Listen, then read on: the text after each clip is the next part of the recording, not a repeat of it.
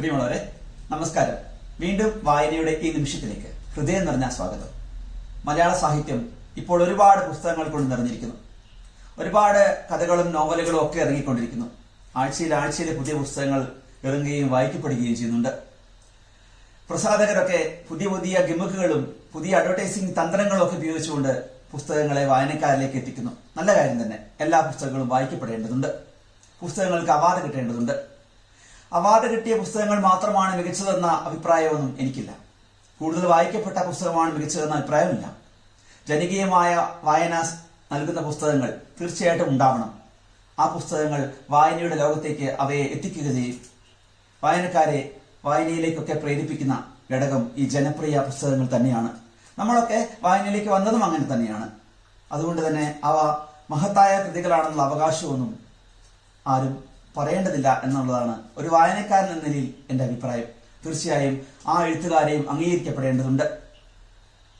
അത്തരം എഴുത്തുകളെ അംഗീകരിക്കുമ്പോൾ, അത്തരം വായനകളെ അംഗീകരിക്കുമ്പോൾ വളരെ മനോഹരമായി എഴുതുന്ന പല മലയാള എഴുത്തുകാരെയും നമ്മൾ പരിഗണിക്കുന്നുണ്ടോ എന്ന് സംശയമുണ്ട്. അവരർഹിക്കുന്ന വായന അവർക്ക് കിട്ടുന്നുണ്ടോ എന്ന് സംശയമുണ്ട്. അത്തരത്തിൽ മലയാളത്തിൽ അണ്ടർ റേറ്റ് ചെയ്യപ്പെട്ട കുറച്ച് ഓതേഴ്സിനെ, കുറച്ച് എഴുത്തുകാരെ പരിചയപ്പെടുത്താനാണ് ഈ വീഡിയോ ഞാൻ ഉപയോഗിക്കുന്നത്. ഇതിന്റെ അർത്ഥം ഇവരുടെ എഴുത്ത് മോശമെന്നല്ല. ഇവരുടെ എഴുത്ത് വളരെ മനോഹരം തന്നെയാണ്. പക്ഷേ അവർ അർഹിക്കുന്ന ഒരു വായന അവരുടെ പുസ്തകങ്ങൾക്ക് കിട്ടുന്നുണ്ടോ എന്ന് സംശയമുണ്ട്. ഒരുപക്ഷെ അവർ ആ ഒരു കുത്തൊഴുക്കിൽ, ഇപ്പോഴത്തെ മാർക്കറ്റിംഗ് തന്ത്രങ്ങളുടെ കുത്തൊഴുക്കിൽ പെടാതെ പോയതുകൊണ്ടാവാം. പ്രൊഫഷണൽ ആയിട്ടുള്ള ഒരു തന്ത്രം അവർക്കില്ലാത്തത് കൊണ്ടാവാം. അവരെ പ്രസാധകർ പരിഗണിക്കാത്തതുകൊണ്ടാവാം. മാർക്കറ്റ് വാല്യൂ എന്ന് പറയുന്നത് ഏതൊരു വിഭാഗത്തിന്റെയും ഒരു പ്രധാനപ്പെട്ട ഘടകമാണല്ലോ. ഇന്ന് മാർക്കറ്റ് വാല്യൂ ഇല്ലെങ്കിൽ ഇന്ന് പുസ്തകങ്ങളായിക്കോട്ടെ സാധനങ്ങളായിക്കോട്ടെ വിറ്റുപോവില്ല. അങ്ങനെ പരിഗണിക്കപ്പെടാതെ പോയ, ഇനിയും വായിക്കണമെന്ന് ഞാൻ ആഗ്രഹിക്കുന്ന, അവരുടെ പുസ്തകങ്ങൾ ഇത്രയൊന്നും ആളുകൾ വായിച്ചാൽ പോരാ എന്ന് ഞാൻ ആഗ്രഹിക്കുന്ന കുറച്ച് എഴുത്തുകാരെ പരിചയപ്പെടുത്താനാണ് ഈ വീഡിയോ. ഞാൻ 10 പേരെ മാത്രമേ ഇന്ന് പറയുന്നുള്ളൂ. എനിക്ക് ഒരുപാട് പേരെ പറയാനുണ്ട്. അയ്യോ, അവരുടെ പുസ്തകങ്ങൾ എന്താ ഇങ്ങനെ വായിക്കപ്പെടാതെ പോകുന്നത്. വേറെ ചിലരുടെ പുസ്തകങ്ങളൊക്കെ ഒരുപാട് ആഘോഷിക്കപ്പെടുകയും ചെയ്യുന്നുണ്ട്. അതുകൊണ്ടാണ് ഇന്ന് ഈ ഒരു സിനോറിയിൽ ഈ ഒരു പുസ്തകം റിവ്യൂ ഞാൻ നടത്തുന്നത്, പുസ്തകങ്ങളെ പരിചയപ്പെടുത്തുന്നത്, ഓതേഴ്സിനെ പരിചയപ്പെടുത്തുന്നത്. തീർച്ചയായും ഈ ഓതേഴ്സിനെ, ഈ എഴുത്തുകാരെ നിങ്ങൾ ശ്രദ്ധിക്കുക, നിങ്ങൾ വായിക്കുക. ഞാൻ പറഞ്ഞു പോകുന്നു. ആദ്യം പരിചയപ്പെടുത്തുന്ന ഓതർ, എഴുത്തുകാരി സുലോചന നാലപ്പാട്ടാണ്. നമുക്കൊക്കെ അറിയാവുന്ന എഴുത്തുകാരിയാണ്. നാലപ്പാട്ട് ബാലാമണിയമ്മയുടെ മകൾ, മാധവിക്കുട്ടിയുടെ സഹോദരി. അവർ കുറച്ച് പുസ്തകങ്ങൾ എഴുതിയിട്ടുണ്ട്. മാധവിക്കുട്ടിയോട് ചേർന്ന് ഒരു പുസ്തകം എഴുതിയിട്ടുണ്ട്, നോവൽ എഴുതിയിട്ടുണ്ട്. പക്ഷെ അവരുടെ എഴുത്തുകൾ വായിക്കപ്പെടുന്നുണ്ടോ എന്ന് സംശയമുണ്ട്. എനിക്ക് വളരെയധികം ടച്ച് ചെയ്ത അവരുടെ ഒരു പുസ്തകം തേയില എന്ന പുസ്തകമാണ്. തേയില എസ്റ്റേറ്റുകളുടെ പശ്ചാത്തലത്തിൽ എഴുതിയ പുസ്തകം. അവര് കല്യാണം കഴിച്ച് പോയത് ആ ഒരു അന്തരീക്ഷത്തിലേക്കാണ്. അതിന്റെ ബാക്ക്ഗ്രൗണ്ടിൽ ശ്രീലങ്കയുടെ കഥയാണോ അത് ഇന്ത്യയുടെ തേയില ബാക്ക്ഗ്രൗണ്ടിലെ കഥയാണോ എന്നൊക്കെ നമുക്ക് സംശയം തോന്നുന്ന വിധത്തിൽ വളരെ ആത്മാർത്ഥമായുള്ള ഒരു എഴുത്ത് തേയില എന്ന പുസ്തകത്തിൽ കാണാൻ പറ്റും. ഈ പുസ്തകത്തിന്റെ റിവ്യൂ ഞാൻ നടത്തിയിട്ടുണ്ട്. അത് ഞാൻ മുകളിൽ കൊടുക്കാം. അത് തീർച്ചയായിട്ടും നിങ്ങൾ കാണണം. തീർച്ചയായിട്ടും വായിക്കപ്പെടേണ്ട ഒരു എഴുത്തുകാരിയാണ് സുലോചന നാലപ്പാട്ട്. അവരുടെ ഒരുപാട് പുസ്തകങ്ങൾ ഞാൻ റെക്കമെൻഡ് ചെയ്യുന്ന ഒരു പുസ്തകം തേയിലയാണ്. അതുപോലെ തന്നെ സുലോചന നാലപ്പാട്ടിന്റെ മനോഹരമായ ഓർമ്മക്കുറിപ്പുകളുണ്ട്. ഞാൻ എന്ന അഭാവം എന്ന അവരുടെ ഓർമ്മക്കുറിപ്പുകൾ വളരെ ഹൃദയത്തോട് ചേർന്ന് നിൽക്കുന്ന വളരെ മനോഹരമായ ഓർമ്മക്കുറിപ്പുകളാണ്.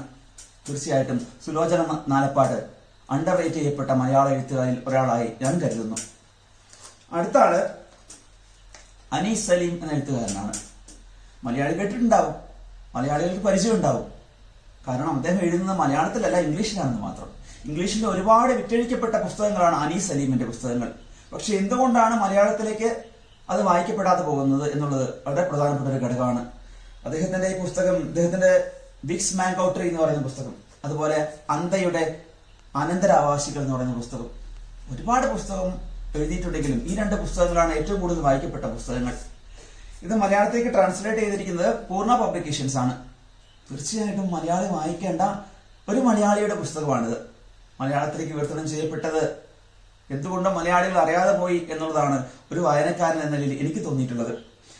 മാംഗോ ബാഗ് എന്ന് പറയുന്ന ഒരു സങ്കല്പ ഗ്രാമത്തിന്റെ കഥയാണിത്. ശരിക്കും മാംഗോ ബാഗ് ഇന്ത്യയുടെ കഥയാണെന്ന് പറയാൻ പറ്റും. അവിടെ മാംഗോ ബാഗിൽ ഉണ്ടായ അടിയന്തരാവസ്ഥക്കാലം, അവിടുത്തെ ജനങ്ങൾ അനുഭവിക്കേണ്ടി വന്ന പ്രശ്നങ്ങൾ, കടുത്ത സെൻസർഷിപ്പ് പ്രശ്നങ്ങൾ, ഇതൊക്കെ അവതരിപ്പിക്കുക വഴി മാംഗോ ബാഗിനെയും ഇന്ത്യയെ അവതരിപ്പിക്കാൻ ശ്രമിക്കുന്ന ഒരു എഴുത്താണ് വിക്സ് മാംഗോ ട്രീയിലൂടെ അനീസ് സലീം നമുക്ക് നൽകുന്നത്. അതുപോലെ തന്നെ അന്ധയുടെ അനന്തരാവകാശികളും തീർച്ചയായും വായിക്കേണ്ട അദ്ദേഹത്തിന്റെ പുസ്തകമാണ്. ഞാൻ രണ്ടാമതായി നിർദ്ദേശിക്കുന്ന ഇനിയും വായിക്കപ്പെടേണ്ട എഴുത്തുകാരൻ അനീസ് സലീമാണ്. മൂന്നാമത്തെ ആൾ ഒരു പുതുതലമുറയിലെ എഴുത്തുകാരനാണ് മജീദ് സയ്യിദ്. അദ്ദേഹത്തിന്റെ ഒരുപാട് പുസ്തകങ്ങൾ അദ്ദേഹം എഴുതിയിട്ടുണ്ട്, മനോഹരമായ പുസ്തകങ്ങളൊക്കെ. തീർച്ചയായിട്ടും ഞാൻ റെക്കമെൻഡ് ചെയ്ത പുസ്തകം കരു എന്ന പുസ്തകമാണ്. മജീദ് സയ്യിദിന്റെ ചെമ്പിലമണി കൊലക്കേസ് അടുത്ത കാലത്ത് ഇറങ്ങിയ ഒരു വ്യത്യസ്തമായ കുറ്റാന്വേഷണ കഥയാണ്. കുറ്റാന്വേഷണ കഥകളുടെ കുത്തൊഴുക്ക് ഇപ്പോൾ നടക്കുന്നുണ്ട്. പക്ഷെ അതിൽ നിന്നൊക്കെ വ്യത്യസ്തമായി ഗ്രാമീണമായ അന്തരീക്ഷത്തെ, ഗ്രാമീണമായ വാക്കുകളെ വളരെ മനോഹരമായ രീതിയിൽ അവതരിപ്പിക്കുക വഴി ഇതൊരു കുറ്റാന്വേഷണ നോവലാണെന്ന് അങ്ങനെ അങ്ങോട്ട് ആക്ഷേപിക്കാൻ പറ്റില്ല. അത് മാത്രമല്ല, മനോഹരമായ നോവലിന്റെ ശൈലി കൂടി പിന്തുടരുന്ന എഴുത്ത് രീതിയാണ് മജീദ് സയ്യിദ് ചെമ്പിലമണി കൊലക്കേസിലൂടെ നമുക്ക് കാണിച്ചു തരുന്നത്. ഈ പുസ്തകം, ഞാൻ പറയുന്ന ഈ പുസ്തകം കരു അങ്ങനെയുള്ള പുസ്തകമല്ല. വളരെ മനോഹരമായ വാക്കുകൾ കൊണ്ട് പകയുടെയും ഉന്മാദത്തിന്റെയും ഭ്രാന്തിന്റെയും ഇടയിൽ ജീവിക്കുന്ന മനുഷ്യരുടെ ആകുലതകളെ, അവരുടെ വേദനകളുടെ, അവരുടെ നൊമ്പരങ്ങളെ വളരെ ആത്മാർത്ഥമായി, വളരെ സ്വാഭാവികമായ വരികളിലൂടെ എഴുതുകയാണ് മജീദ് സയ്യിദ് ചെയ്യുന്നത്. തീർച്ചയായിട്ടും മലയാളി വായിക്കപ്പെടേണ്ട എഴുത്താണ് മജീദ് സയ്യിദിന്റെ. അദ്ദേഹത്തിന്റെ ഒരുപാട് പുസ്തകങ്ങളുണ്ട്, നിങ്ങൾ തിരഞ്ഞുപിടിച്ച് വായിക്കുക. ഈ പുസ്തകം കരു പബ്ലിഷ് ചെയ്തിരിക്കുന്നത് DC ബുക്സ് ആണ്. തീർച്ചയായിട്ടും മലയാളി വായിക്കേണ്ട, അണ്ടർ റേറ്റ് ചെയ്യപ്പെട്ട ഒരു എഴുത്തുകാരനാണ് മജീദ് സയ്യിദ് എന്ന് ഞാൻ കരുതുന്നു. അടുത്ത ആൾ KP മാത്യു എന്ന എഴുത്തുകാരനാണ്. നിങ്ങൾ കേട്ടിട്ടുണ്ടോ എന്നറിയില്ല. അദ്ദേഹത്തിന്റെ ഒരു മനോഹരമായ രചനയുണ്ട്. ഞാൻ വർഷങ്ങൾക്ക് മുമ്പ് വായിച്ചതാണ് ഹ്യൂവാലോസിന്റെ സുവിശേഷം എന്ന് പറയുന്ന പുസ്തകം. ഈ പുസ്തകത്തെ കുറിച്ചുള്ള റിവ്യൂ ഞാൻ നേരത്തെ നടത്തിയിട്ടുണ്ട്. നമ്മുടെ ഡോക്ടർ ബാബു പോൾ പറയുന്നത് ഈ പുസ്തകം ഇംഗ്ലീഷിലായിരുന്നെങ്കിൽ ഒരു വേൾഡ് ബെസ്റ്റ് സെല്ലറായി മാറിയേനെ എന്നുള്ളതാണ്. വളരെ മനോഹരമായ കഥ. ഇസ്രായേലിലെ ചുരുളെഴുത്ത് കണ്ടുപിടിക്കാൻ പോകുന്ന നായകൻ, ഇസ്രായേലും ഇന്ത്യയും അവിടുത്തെ ക്രിസ്തീയ സംസ്കാരങ്ങളും ജൂത സംസ്കാരവും ഒക്കെ ഇഴചേർന്നുകൊണ്ട് മനോഹരമായ വരികളിലൂടെ ലളിതമായി വായിച്ചു പോകാവുന്ന നോവലാണ് ഹ്യൂവാലോസിന്റെ സുവിശേഷം KP മാത്യു. അദ്ദേഹത്തിന്റെ 9-11 പറയുന്ന ഒരു പുസ്തകമുണ്ട്. അമേരിക്കയിൽ നടന്ന വേൾഡ് ട്രേഡ് ആക്രമണത്തിന്റെ പശ്ചാത്തലത്തിൽ ഇതൊരു പുസ്തകമാണിത്. അപ്പോൾ തീർച്ചയായിട്ടും മലയാളി വായിക്കേണ്ട ഒരു എഴുത്തുകാരനാണ് KP മാത്യു. ഇദ്ദേഹത്തിന്റെ ഈ പുസ്തകം രണ്ടും, അതായത് ഹ്യൂവാലോസിന്റെ സുവിശേഷവും 9-11 DC ബുക്സ് ആണ് പബ്ലിഷ് ചെയ്തിരിക്കുന്നത്. മലയാളി എന്തുകൊണ്ടോ വളരെയധികം വായിച്ചില്ല എന്ന് വേദനയോടെ ഞാൻ ഓർക്കുന്നു. വായിപ്പേര് KP മാത്യു. അടുത്തത് ശ്രീബാല കെ മേനോനാണ്. നമുക്കറിയാവുന്ന ഒരാളാണ് ശ്രീബാല കെ മേനോൻ, സംവിധായിക. മനോഹരമായി അവർ സാഹിത്യത്തിലാണോ സിനിമയിലാണോ നമുക്ക് വേർതിരിച്ച് പറയാനാവില്ല. അവരുടെ ഒരുപാട് എഴുത്തുകളുണ്ട്. ഈ പുസ്തകം 19 കനാൽ റോഡ് എന്ന് പറയുന്ന പുസ്തകമാണ്. ഈ പുസ്തകത്തിന് 2005 കേരള സാഹിത്യ അക്കാദമി അവാർഡ് നേടിയ കൃതിയാണത്. പുസ്തകം അവര് പേയിങ് ഗസ്റ്റായിട്ട് മദ്രാശിയിൽ താമസിക്കുന്ന കാലഘട്ടത്തിലെ എഴുതിയ അനുഭവങ്ങളാണിത്. വളരെ മനോഹരമായി നർമ്മബോധത്തോടെ എഴുതിയ ഒരു പുസ്തകമാണിത്. ശ്രീബാല കെ മേനോന്റെ ഈ പുസ്തകം പബ്ലിഷ് ചെയ്തിരിക്കുന്നത് റീഡ് മീ ബുക്സ് ആണ്. തീർച്ചയായിട്ടും മലയാളി ഓർക്കേണ്ട ഒരു പേരാണ് ശ്രീബാല കെ മേനോൻ. അടുത്തത് P രഘുനാഥ് എന്ന എഴുത്തുകാരനാണ്. അദ്ദേഹത്തിന്റെ മച്ചാട് ടാക്കീസ്. അദ്ദേഹം ഒരുപാട് നോവലുകൾ എഴുതിയിട്ടുണ്ട്. പക്ഷെ അവയൊന്നും മലയാളികൾക്കിടയിൽ ശ്രദ്ധിക്കപ്പെടാതെ പോയി എന്നുള്ളത് സങ്കടകരമായ കാര്യമാണ്. അദ്ദേഹത്തിന്റെ മനോഹരമായ രചനയാണ് മച്ചാട് ടാക്കീസ്. ഒരു ഗ്രാമീണ മേഖലയുടെ ആത്മാവ്, ഏതു ഗ്രാമത്തിനും ഒരു ആത്മാവ് ഉണ്ടാവുമല്ലോ, ഒരു പൊതുവായ ആത്മാവ് ഉണ്ടാവും. ആ പൊതുവായ ആത്മാവ് കണ്ടെത്താൻ സാധിക്കുന്ന ഒരു നോവലാണ് മച്ചാട് ടാക്കീസ്. മച്ചാട് എന്ന് പറയുന്ന അദ്ദേഹത്തിന്റെ ഗ്രാമത്തിലെ കഥാപാത്രങ്ങളെ, അദ്ദേഹത്തിന്റെ ഗ്രാമത്തിലെ പശ്ചാത്തലങ്ങളെ വളരെ മനോഹരമായി അവതരിപ്പിക്കുന്ന നോവലാണ് മച്ചാട് ടാക്കീസ്. ഇതിലെ ഓരോ കഥാപാത്രങ്ങളും ഓരോ കാരിക്കേച്ചറുകളായി നമ്മുടെ മുമ്പിൽ ഇങ്ങനെ തിളങ്ങി നിൽക്കും. ഒരു കാരിക്കേച്ചർ ഹൃദയത്തിൽ പതിപ്പിക്കുന്ന നോവലാണ്. കാരിക്കേച്ചറായിട്ട് നമ്മുടെ ഹൃദയത്തിലേക്ക് പതിക്കുക എന്ന് പറഞ്ഞാൽ അത്രയ്ക്ക് നൊസ്റ്റാൾജിക് ആയിരിക്കണം. എനിക്കും നിങ്ങൾക്കും ഒക്കെ നമ്മുടെ ഗ്രാമം ഈ പുസ്തകത്തിൽ മച്ചാട് ടാക്കീസിൽ കാണാൻ പറ്റും. അദ്ദേഹത്തിന്റെ മറ്റ് പുസ്തകങ്ങളും വളരെ മനോഹരമാണ്. P രഘുനാഥ് എന്ന് പറയുന്ന പേര് ഓർക്കുക. ഈ പുസ്തകം പബ്ലിഷ് ചെയ്തിരിക്കുന്നത് DC ബുക്സ് ആണ്, മച്ചാട് ടാക്കീസ്. അതുപോലെ കുറച്ച് കാലം മുൻപ് എഴുതിയ ഒരു പുസ്തകം അമൽ എന്ന് പറയുന്ന ചെറുപ്പക്കാരന്റെ പുസ്തകം. അമൽ വ്യസന സമുച്ചയം എന്ന് പറയുന്ന പുസ്തകമാണ്. ഈ കാലഘട്ടത്തിന്റെ പുസ്തകം എന്ന് നമുക്ക് വിശേഷിപ്പിക്കാൻ പറ്റും. അമൽ എന്ന പേര് ഓർക്കുക. ഫേസ്ബുക്കും അതിൻ്റെ ഉള്ളിലെ ചതിക്കുഴികളും ഒക്കെ നിറഞ്ഞു നിൽക്കുന്ന ഒരു പുസ്തകം. ഓരോ കഥാപാത്രവും നമ്മുടെ മനസ്സിലിങ്ങനെ ഹൃദയത്തിനോട് ചേർന്ന് നിൽക്കുന്ന, മറന്നു പോവാതെ നിൽക്കുന്ന ഒരു എഴുത്ത് രീതി അമൽ ഈ പുസ്തകത്തിലൂടെ നമുക്ക് നൽകുന്നുണ്ട്. നമ്മളെ വിസ്മയിപ്പിക്കുന്ന ഒരു നോവലാണിത്. അമൽ എന്ന എഴുത്തുകാരന്റെ പുതിയ രചനകൾ ഇനിയും ഉണ്ടാവട്ടെ എന്ന് ആഗ്രഹിക്കുന്നു. ഓർക്കുക ഈ പേര്, ഈ പുസ്തകം അമൽ വ്യസന സമുച്ചയം. ഇത് DC ബുക്സ് ആണ് പബ്ലിഷ് ചെയ്തിരിക്കുന്നത്. അടുത്തത് ദീപു എന്ന എഴുത്തുകാരന്റെ പുസ്തകമാണ്. മുകിലൻ എന്നാണ് പുസ്തകത്തിന്റെ പേര്. ദീപു എന്ന എഴുത്തുകാരനെ ഓർക്കുക. മനോഹരമായി വായിക്കപ്പെടേണ്ട ഒരു നോവലാണ് ഈ പുസ്തകം. ദീപു എന്ന എഴുത്തുകാരനും വായിക്കപ്പെടേണ്ടതുണ്ട്. ബി നിലവറ നമുക്കറിയാം. പത്മനാഭസ്വാമി കൊട്ടാരം, അവിടെ സംഭവിച്ച കാര്യങ്ങൾ, അതിന്റെ പശ്ചാത്തലത്തിൽ എഴുതിയ നോവലാണിത്. ചരിത്രത്തിന്റെ ഒരു അന്വേഷണം, ചരിത്രത്വവും മിത്തും അതുപോലെ തന്നെ ഭാവനയും ചേർന്ന് എഴുതിയ മനോഹരമായ ഒരു അന്തരീക്ഷം ഈ നോവൽ നൽകുന്നുണ്ട്. തീർച്ചയായും വായിക്കപ്പെടേണ്ട എഴുത്തുകാരനാണ് ദീപു. അദ്ദേഹത്തിന്റെ പുസ്തകം മുകിലൻ. ഈ പുസ്തകവും പബ്ലിഷ് ചെയ്തിരിക്കുന്നത് DC ബുക്സ് ആണ്. മറ്റൊരു പുസ്തകം 2016 DC സാഹിത്യ അവാർഡിന് പരിഗണിക്കപ്പെട്ട ഒരു എഴുത്തുകാരി നീനു അൻസർ. ലീബിന്റെ പിശാചുകൾ എന്ന് പറയുന്ന പുസ്തകമാണ്. യഹൂദ സംസ്കാരത്തിന്റെ പശ്ചാത്തലത്തിൽ ഒരുപാട് പുസ്തകങ്ങൾ എഴുതിയിട്ടുണ്ട്. എന്നാൽ കാണാതെ പോകുന്ന യഹൂദ ആചാരങ്ങളുടെ ഒരു മാന്ത്രിക ലോകം നമുക്ക് സമ്മാനിക്കുന്ന ഒരു രചനാ രീതി നീനു അൻസർ നൽകുന്നുണ്ട്. തീർച്ചയായിട്ടും നീനു അൻസർ എന്ന എഴുത്തുകാരിയെ മലയാള ലോകം പരിഗണിക്കേണ്ടതുണ്ട്. അവരുടെ പുസ്തകം വായിക്കേണ്ടതുണ്ട്. ലീബിന്റെ പിശാചുകൾ എന്ന ഈ പുസ്തകം പബ്ലിഷ് ചെയ്തിരിക്കുന്നത് DC ബുക്സ് ആണ്. തീർച്ചയായിട്ടും ഓർക്കുക നീനു ആൻസർ എന്ന ഈ പേര്. അടുത്തത് പുതുതലമുറയിലെ എഴുത്തുകാരനാണ് ഇർഫാൻ കമാൽ. ഇർഫാൻ കമാൽ ഒരുപാട് പുസ്തകങ്ങൾ എഴുതിയിട്ടുണ്ട്.